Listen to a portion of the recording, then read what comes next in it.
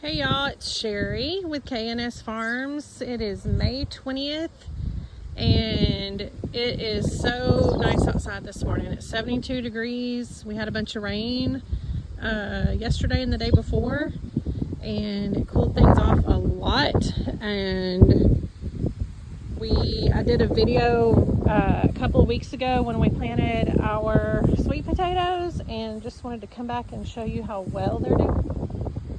They have grown a lot. I mean, they were just sprigs with a few leaves on the top of each one of them when we got them and when Ken put them in the ground. And with all the rain we've had, they are doing amazing. So don't be afraid to plant some sweet potatoes. Those go in the ground in May and they don't come out until September or October. Also this morning I was over here at our watermelon and sunflower garden, and excuse the yard, all the rain we've had, it'll probably get mowed today. So look at these watermelons, and I've got these on another video or two from here in the last week or two, and they've like doubled or tripled. We've got two rows. One of them's this row here right in front of me is the sugar babies. And you see my little sign there, and then these over here are orange something, I can't remember, but of course they're blending together. So we've got those that are going crazy. My basils that I planted just a few weeks back, they were little. I'd started them from seeds in the house, and they have gotten, that's a little over a foot tall. Potatoes, we've been harvesting our potatoes in our other garden, and just the red potatoes so far, and they're amazing. But check out these bell peppers. See that guy hanging there? He's pretty big. The last couple years when we grow bell peppers, they usually only get kind of long, but they're narrow. These are actually getting fatter, and these are Haas. They're called Haasinator bells, I believe. So another cool thing we got going on here, this garden here is lined with a lot of sunflowers from one end to the other, and they have been growing beautifully. And finally we've got one that is about to show up and show off right in here. You can see the yellow in the background there. So that should be open maybe this afternoon or tomorrow. But this whole row here, this whole side area, let's see, there's 1, 2, 3, 4, 5, 6, 7, 10, 11, 12, 13, there's a multiple. I'm not gonna sit here and count them on camera and bother y'all, but there's a bunch.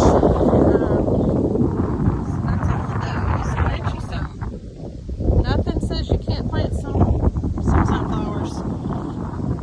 This here, the wind's blowing, so they're kind of pushed over, but these here are also some got another couple of basils over here. We have a drip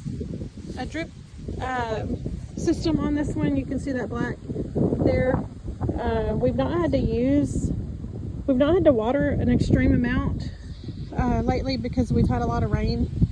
So, but we do make sure that, it's getting a sufficient amount of water. And Ken has ran some fertilizer through it as well, 2 or 3 times. So that's what we've got going on here this morning. Again, these on this side, that's all potatoes, and we've got those healed up. So potatoes, sunflowers, sweet potatoes, and all of the wicking tubs full of all their stuff that's just going crazy. We've been harvesting lettuce. I've been making salads with all fresh garden stuff. And here's the deal. I mean, you can do this in any size piece of property. You can do this in your backyard at a, normal subdivision lot. lot of people think they can't grow things because they don't have a piece of property, but that's so not true. Our peppers have been going crazy. It's about 90 feet of peppers. Plant. Wanted to show you, I did a video, a couple on our blackberries, and we have been harvesting the heck out of them. So basically, like I told Ken, it's almost like a snack while you're out touring the garden every day, because there's not a ton of them. So I grab one or two off here and there and eat them while I'm walking around, but they are amazing. Look at that. And these are Stark Brothers. Again, I've mentioned that a number of times. We bought these plants from Stark Brothers. They were delivered in a box, in pots, and that was last summer. So there you go. One other cool thing we have, it's been pretty hot lately, but we have some planters on the side of the house over here, that Ken had put some broccoli and cabbage in, which we had grown broccoli and cabbage in the winter. They're cold weather plants. Also, here's some celery. It's still growing. It's not ready to harvest yet, but talk about exciting. We have a cabbage. Even though it's warm outside, we've got a cabbage that's growing. Again, those are cold weather. And then we also have some broccoli.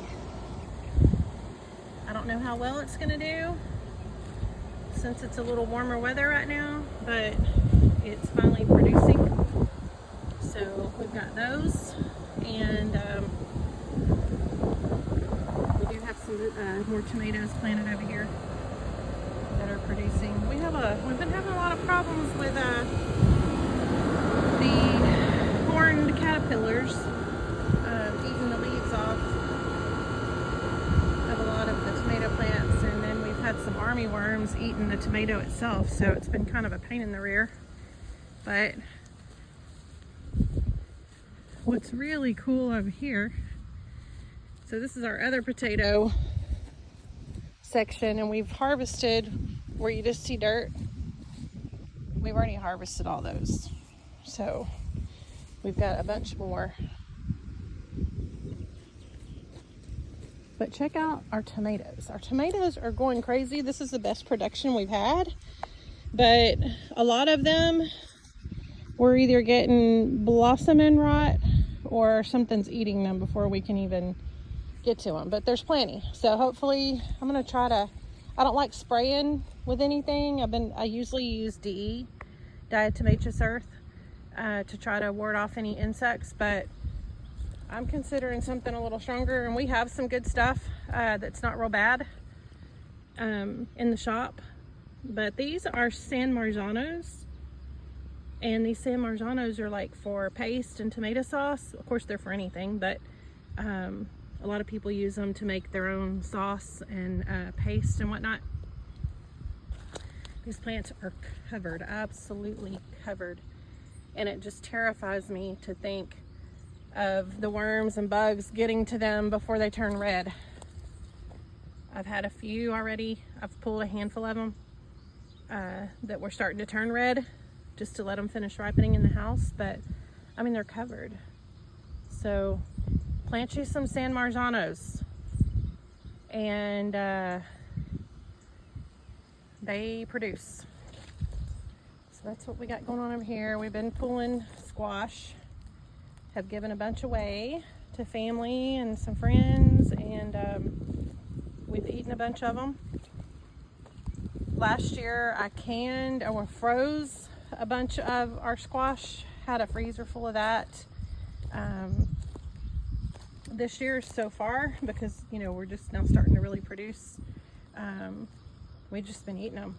I've been sauteing them with purple onions, our own onions, which is really cool, and then mushrooms, bell peppers, some of our bell peppers. But that's what we've got going on today. I need to come out here and harvest some green beans. Our green beans are just starting to produce. So we have green beans, And these are our green beans over here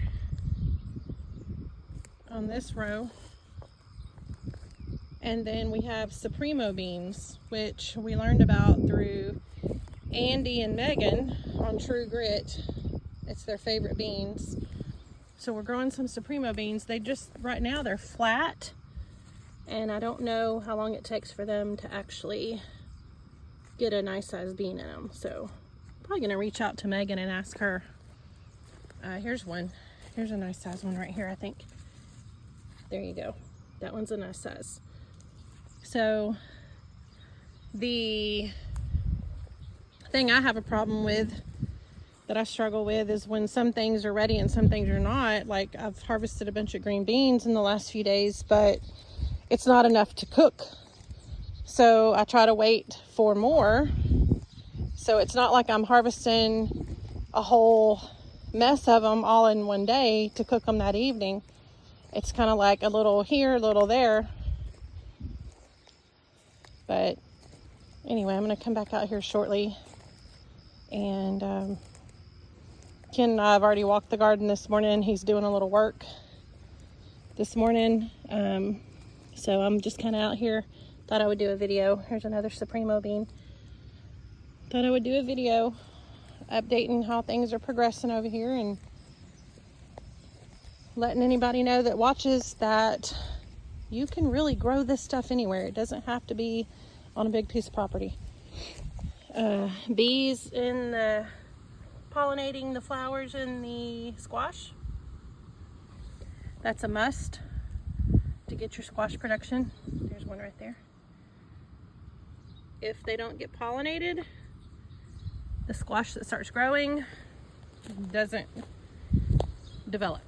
It just starts to kind of get rotten and you have to pull it off. So the bees will come though. The bees will come. We have a hive up in a tree, so it's not a problem for us. But even if you don't have that close, or you know, in your own tree, the bees are going to come. So that's it for this morning, and I hope y'all have a great week.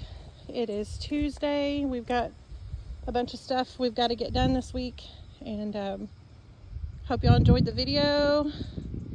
Give us a like, subscribe, and all that good stuff, and we will see y'all soon. Thank you. Bye bye.